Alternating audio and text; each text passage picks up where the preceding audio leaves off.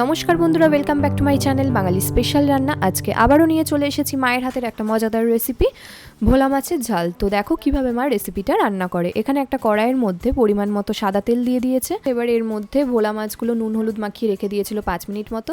এবারে ওই ভোলা মাছগুলোকে এর মধ্যে দিয়ে দিচ্ছে।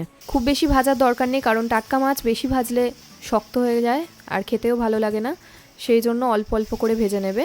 তোমরা যারা এখনও আমাদের বাঙালি স্পেশাল রান্না চ্যানেলটিকে সাবস্ক্রাইব করোনি, তারা প্লিজ আমাদের বাঙালি স্পেশাল রান্না চ্যানেলটিকে সাবস্ক্রাইব করতে ভুলো না। আর নতুন নতুন ভিডিও সবার আগে পাওয়ার জন্য পাশে থাকা বেল আইকনটিতে কিন্তু অবশ্যই ক্লিক করো। তো দেখো মাছ ভাজা কমপ্লিট হয়ে গেছে, প্লেটে তুলে নিয়েছে।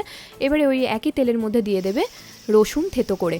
রসুন কিন্তু এখানে একটা টেকনিকে মা করেছে। এবারে এর মধ্যে দিয়ে দেবে পেঁয়াজ কুচোনো, আর দেবে মিডিয়াম সাইজের একটা টমেটো। দিয়ে ভালো করে নাড়াচাড়া করে এর মধ্যে দিয়ে দেবে নুন। নুনটা দেওয়ার কারণই হচ্ছে যাতে টমেটো আর পেঁয়াজটা মজে যায়। আর দিয়ে দেবে পরিমাণ মতো হলুদ গুঁড়ো। দিয়ে ভালো করে মশলাটাকে মিক্সড করবে।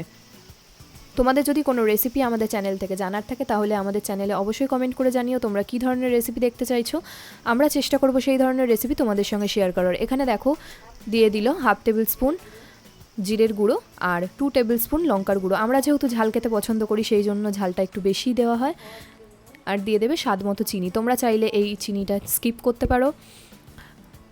তো দেখো এবারে মশলাটার সঙ্গে ভালো করে মিক্সড করে নেবে। যতক্ষণ না মশলাটা থেকে তেল ছাড়বে ততক্ষণ অবধি কিন্তু মশলাটাকে কষিয়ে যেতে হবে। তো দেখো এখানে কষানো কমপ্লিট হয়ে গেছে, সাইড থেকে তেলটা ছাড়তে শুরু করে দিয়েছে। এর মধ্যে দিয়ে দেবে পরিমাণ মতো জল। জলটা দিয়ে ভালো করে ফুটতে দেবে কিছুক্ষণ। ভাতের সঙ্গে এই রকম যদি মাছের ঝাল থাকে তাহলে আর কিছু তরকারি লাগে না। তো দেখো এখানে কিন্তু মাছ ভাজা যে প্লেটে তুলে রেখেছিল সেটা এই ঝোলের মধ্যে দিয়ে দিচ্ছে। এবারে ভালো করে ঝোলটা ফুটবে, তারপরে দিয়ে দেবে 5-6টা চেরা কাঁচা লঙ্কা। কাঁচা লঙ্কার কিন্তু আলাদা একটা নিজস্ব ফ্লেভার থাকে, এর জন্য এর মধ্যে দিলে একটা আলাদা টেস্ট পাওয়া যায়, সেই জন্যই দেওয়া। তো দেখো ঝোলটা ফুটতে শুরু করে দিয়েছে।